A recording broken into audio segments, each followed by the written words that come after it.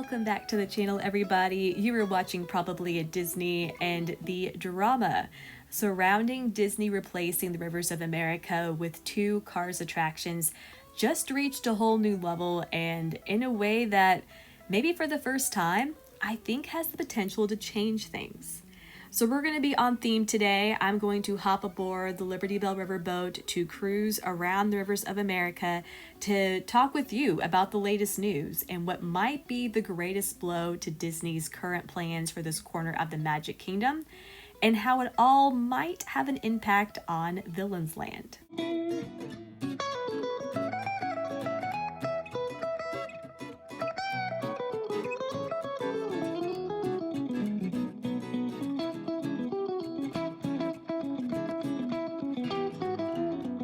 Now, it is no secret that replacing the Rivers of America with an off-road rally race attraction inspired by Pixar's Cars is wildly unpopular. Granted, not everybody feels that way. You may not feel that way.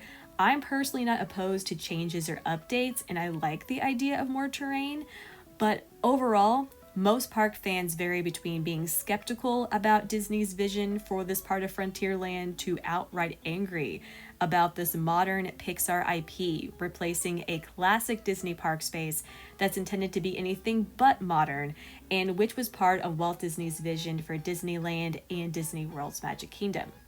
Disney first announced these two car rides at last year's D23 in August, but they did not reveal the location or that they would be replacing the rivers, Tom Sawyer Island, and the Riverboat until a day later due to expected backlash. And yes, that backlash has been intense, but in recent weeks, the outcry has gotten way worse, beginning with Imagineering's South by Southwest presentation about this ride. Unfortunately for Disney, that panel did little to change the negative narrative surrounding Disney's plans. Neither did Imagineering's follow-up behind-the-scenes video. And if you're tuned into the news at all, you know that Disney has been struggling in the stock market. And yes, I know the market is kind of upended across the board right now, but Disney's struggles are unique since they have huge projects in the pipeline, are making tons of money off of Lightning Lane, are investing more into the parks, and yet are still having issues, and in the face of Universal's Epic Universes opening in May. But it just got even worse in recent days when Forbes published a lengthy piece about Disney's slipping financial performance, but all within a focus on the described furious backlash for replacing Magic Kingdom's Rivers of America. And this is incredibly interesting because the stock market and spreadsheets are kind of the steering wheel of the company right now. It's a very reactive time within Disney's history from a decision-making standpoint. So having a prominent financial publication focus on the unpopularity of a project in addition to the company's difficulties, that's going to leave a mark because it's likely to create even less confidence in Disney's stock, and that's on top of the other current economic factors and concerns. And all of that may influence Disney to change course in ways that fan petitions and internet chatter haven't been able to do so thus far. I do want to mention Forbes did try to defend the Cars ride in one area, and that is in claiming that it keeps to the company's ethos of thrilling, cutting-edge technological attractions. But I don't think fans are going to agree with that assessment, especially in light of what we're seeing from Epic Universe. Plus, the article referenced the Cars vehicles as being trackless, which we now know is not the case. I also want to highlight that Forbes quoted former Imagineers, including Eddie Sato and Jim Scholl, for why Rivers of America should not be replaced. Forbes specifically noted Eddie Sato's social media post about this issue, which read, "Losing the river is not just about nostalgia. It's a subconscious contrast that gives the other lands their immersive impact. Sleek metal future versus vast untamed nature, chocolate and peanut butter. Stepping from one into another makes the immersion experience fun and impossible. Even in energy level, parks are now adding decompression lawns, but the river in Tom Sawyer Island played that role for decades. Parks should be designed holistically and emotionally." So the question is, will Disney now backtrack on Cars, not only because they were just kind of blasted by Forbes for the financial world to see, but also because of a growing lack of confidence in their stock, and that they may now need to save money amidst their current economic issues?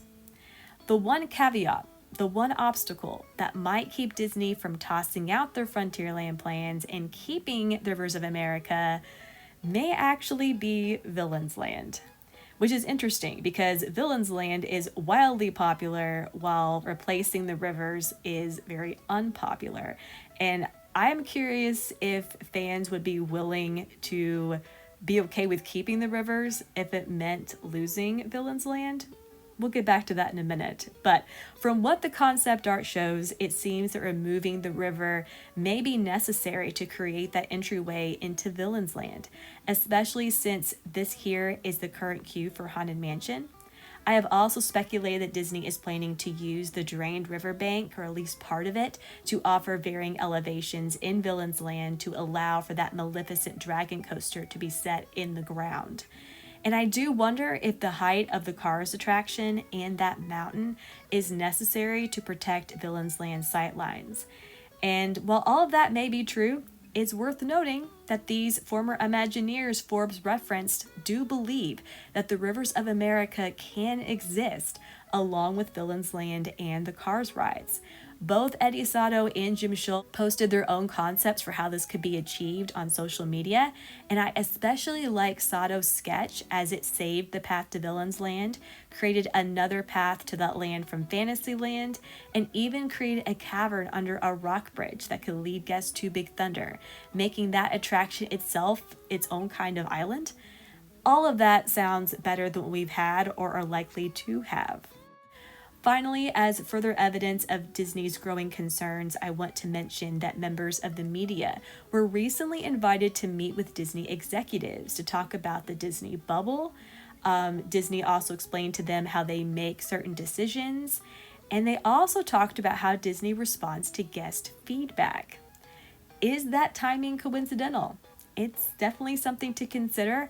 And I think now the public reaction to Muppet Vision 3D closing at Hollywood Studios may prove more influential to Disney's decision-making than previously thought, since this is another example of Disney replacing a classic attraction with something that few guests actually want.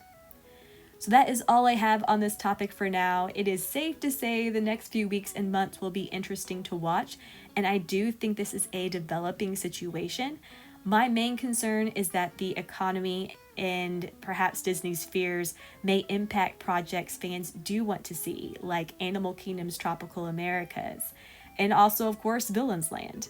And I want to hear what you think about this. Do you agree that there is now a possibility Disney could reverse their controversial Magic Kingdom plans? Can the Rivers of America be saved?